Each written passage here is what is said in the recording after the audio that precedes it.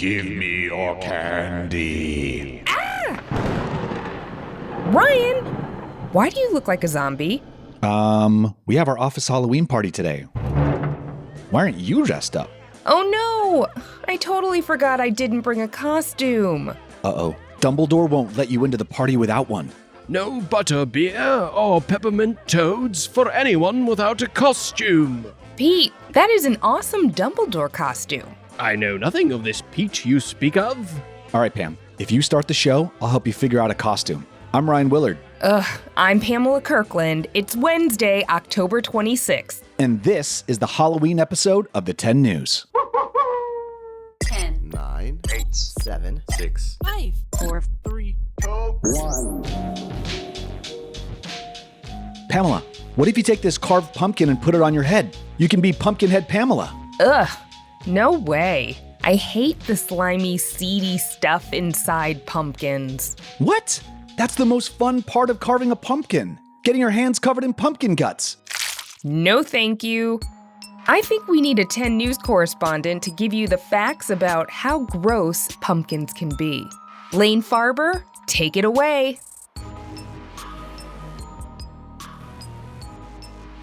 Happy fall, y'all! Halloween is just around the corner, and you know what that means. Time for candy, costumes, and spooky decorations. But all the freaky fun of Halloween takes some serious preparation. To be ready for the big night, you've probably spent all month crafting costumes, shopping for candy, and picking pumpkins to place on the porch. But there's no such thing as being too prepared for Halloween, right? No way! Well, the droopy jack-o'-lantern you put out on October 1st begs to differ. A stinking pile of pumpkin goo, not enough evidence? Disgusting. How about a word from the pumpkin experts at the Old Farmer's Almanac, the U.S.'s oldest continually running periodical? Their official decree? Leave the jack-o'-lantern for last. But why? Well, pumpkins start to get funky within 3 to 7 days of being cut.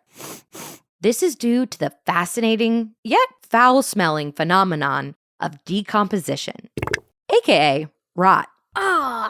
Rotting is when animal or plant material breaks down because of bacteria or fungi. Ever found unidentifiable fuzzy leftovers in the fridge or a squishy piece of fruit on the counter? Then you, my friend, have witnessed rot. Rot is super common.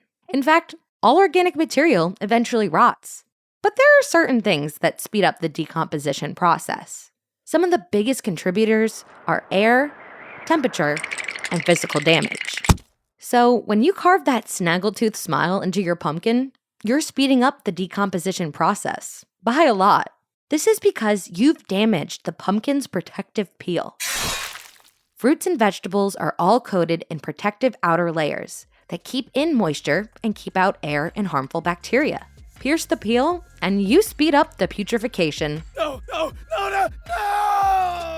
So do yourself and your jack-o'-lantern a favor and wait to carve until the last second.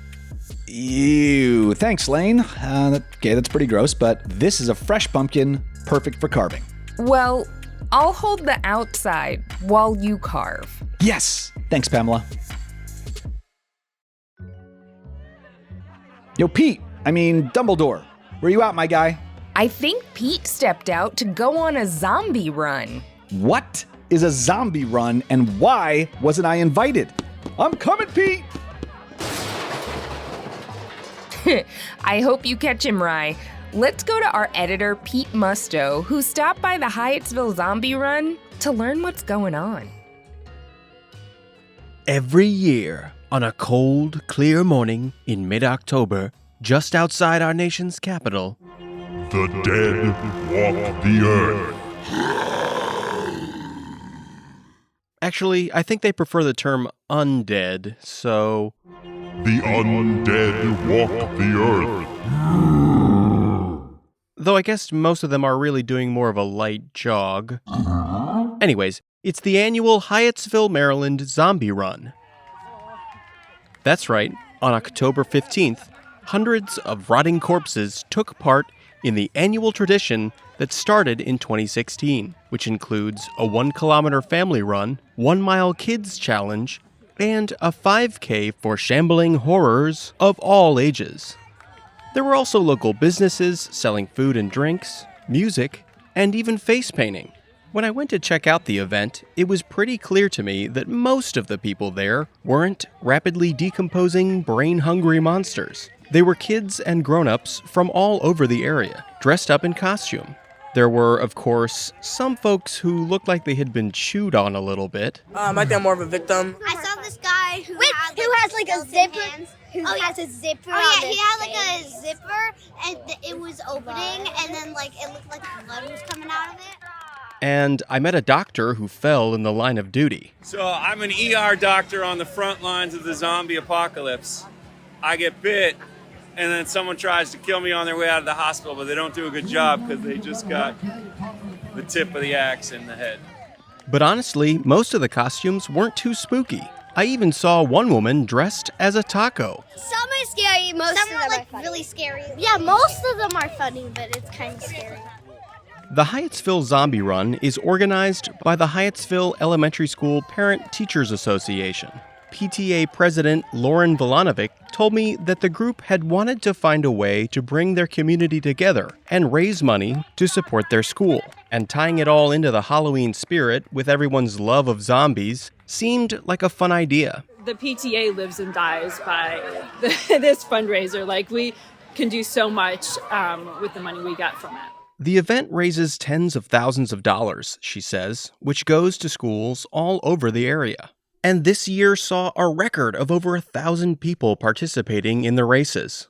Lauren adds that parents and staff at Hyattsville Elementary School are super aware of the national teacher shortage going on. So they use the money they raise to make sure everyone at the school feels as happy and supported as possible. We do things like staff appreciation, so events for our Teacher Appreciation Week. We do welcome back breakfast. We give all their classroom teachers stipends at the beginning of the year, so all the materials that teachers often have to use their own money for, the PTA gives them money for that. Zombie Run fever is spreading like wildfire across the country these days. In October alone, there have been similar events in Iowa, Pennsylvania, New York, and Texas, to name a few. And they're often fundraisers for local charities or other causes. For Amy Martinez-Sanchez, who works as a community school coordinator for Riverdale Elementary School, not far from Hyattsville, the best thing about the Zombie Run is the unique way it builds connections between all her neighbors. We're really community-based, and we love for our kids to also engage with the community and see the value and just coming together. Thank you, Pete. What a great cause. Oh, if you see Ryan, tell him we need him back ASAP.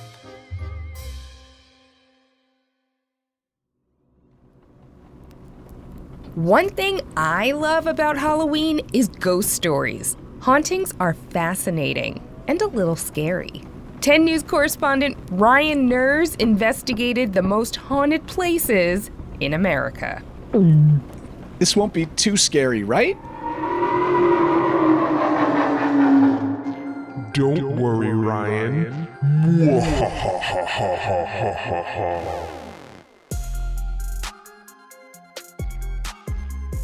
Question: do you believe in ghosts? Me too. And we're not alone. Nearly half of Americans believe in ghosts, which may be why America is chock full of not just haunted houses, but haunted pretty much everything. So for all you ghost story lovers out there, here's a spooky little history of America's most haunted places. In the year of our Lord 1909, F.O. and Flora Stanley opened a super creepy hotel nestled way out in the mountainous wilderness of Colorado. They loved their weird hotel so much, they decided to never, ever leave. What? After the couple died, according to the totally freaked out staff of the Stanley Hotel, Mrs. Stanley's ghost would play her piano late at night, and Mr. Stanley kept showing up in the background of people's photos. Guests complained about bags being unpacked, lights blinking on and off, and children's laughter. echoing through the hallways. Which begs the question, why would you ever book a room at the Stanley Hotel? Yeah! Well, if you're the world's most famous horror novelist, that's an easy question. When Stephen King stayed there with his wife and son for one night in 1974, they were the only guests. That night, King had a nightmare that his 3-year-old son was being chased through the hallways by a fire hose. He woke up drenched in sweat and frantically jotted down the idea for his best-selling novel turned horror film, The Shining, which, I gotta admit, pretty much scarred me for life. Well, if you want permanent psychological damage, you can not only still stay at the hotel, but also watch the movie over and over and over. That's because guest bedrooms have a channel where The Shining plays on a 24-hour loop. Help? Sounds like torture, right? But if you want actual torture, look no further than the Eastern State Penitentiary in Philadelphia. When this terrifying castle-like prison was built in 1829, it took solitary confinement to a whole new level.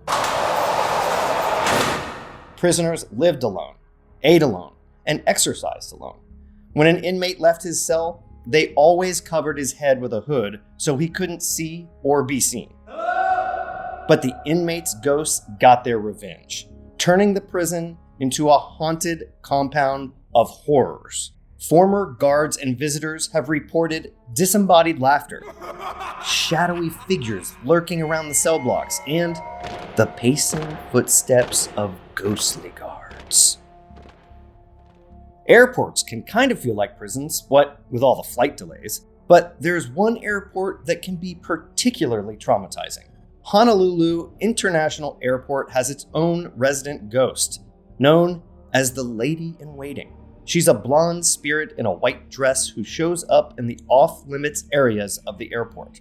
The story goes that the Lady in Waiting fell in love with a man who promised to marry her, but he abandoned her at the gate, and she's been waiting for him ever since. Beyond the sight of her floating through the back corridors, the Lady in Waiting also haunts the bathrooms. Travelers have reported paper rolls that unravel on their own and toilets that flush by themselves.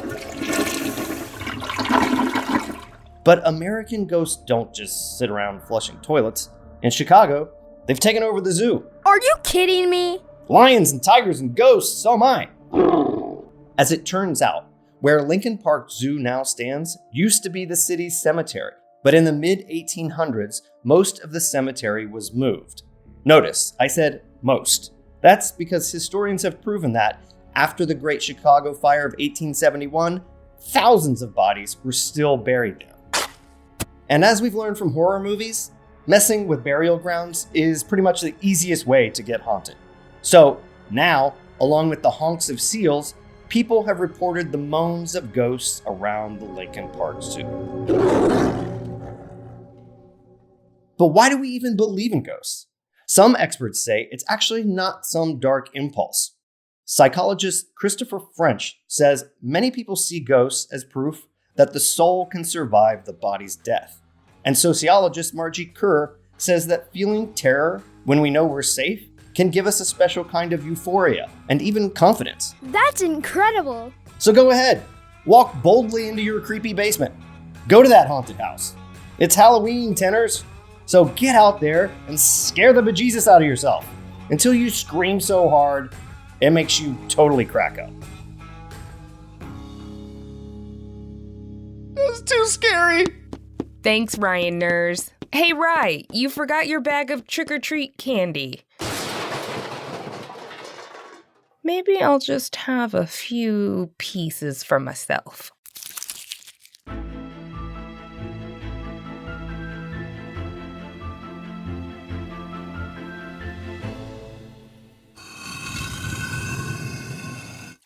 Welcome to the trivia room.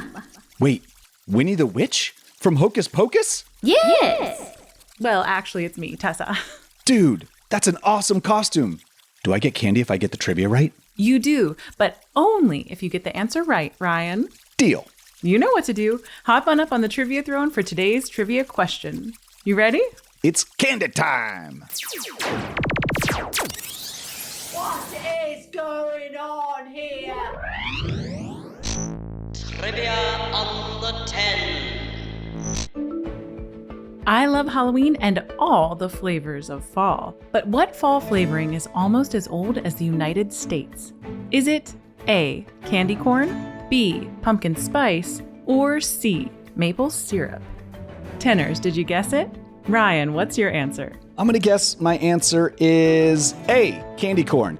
The answer is B, pumpkin spice. Sorry, no candy for you, Ryan. In one of the first cookbooks written and published in the U.S. in 1796, Amelia Simmons wrote down a recipe for pumpkin pie that featured a spice blend with nutmeg, ginger, allspice, and mace, which is made from the outer covering of a nutmeg. The recipe has barely changed in 200 years and has only grown in popularity. Tenors, do you want to sit on the trivia throne and share your trivia knowledge? Visit the10news.com/contact to get in touch, and we might have you on the show. Hey, Pamela. Sorry I couldn't figure out a costume for you. That's okay. I guess I'll just wait outside. Hey, Cap. Whoa! Are you one of the Sanderson sisters from Hocus Pocus also? I am. Tessa is Winnie, and I'm Mary, the witch that can smell out children. Wait, Pam, where's your costume? I totally forgot about the Halloween party and forgot a costume. Oh, well, you can be Sarah Sanderson, the third witch in Hocus Pocus. Ta-da! Whoa! This is awesome. I guess it's time to party, so we should probably wrap up the show. But first, here's a quick note for the grown-ups. Before we get started today, we wanted to let you know about a new book series by one of our favorite podcast friends, But Why? A podcast for curious kids. But Why's podcast takes questions from curious kids just like you and finds the answers from experts. Their new book, Are Llamas Ticklish?, is a fun romp through the barnyard answering all of your questions like, why is milk white? And why do pigs have curly tails? And their second book, Do Fish Breathe Underwater?, answers all of your silly questions about the ocean. Why do pufferfish puff up? Why do lobsters pinch? And more. But Why's new book series is on sale now, and you can find out more at butwhykids.org/books. And check out But Why, a podcast for curious kids, wherever you get your podcasts. Thanks for listening to the 10 News. Our show is now weekly and drops every Wednesday. Did you miss the 10 Things You Need to Know Right Now segment? Well, check out our feed later this week, and we will drop it right there for you. And if you want some bonus content, you could join the Tenors Club on our website or on Apple Podcasts. Club members get special bonus content and more. The 10 News is a co-production of Small But Mighty Media and Next Chapter Podcasts. The 10 News creative team is arguing about candy corn and includes Tracy Crooks, Pete Musto, and Tessa Flannery. Laine Farber, Ryan Nerz, and Pete Musto contributed to this episode. Our production director is Jeremiah Tittle, and our executive producers are Donald Albright and show creator Tracy Leeds Kaplan. I'm Ryan Willard. And I'm Pamela Kirkland. Thanks for listening to the 10 News. The Camp Monsters podcast by REI Co-op Studios is back for a 4th season. From monsters hiding among the trees to creatures haunting the lakeshore, these are the stories of impossible encounters with impossible creatures in the wildest corners of North America. Join us as we travel the country, sit around campfires, and talk about that thing that ran across the trail in the middle of the night just beyond the beam of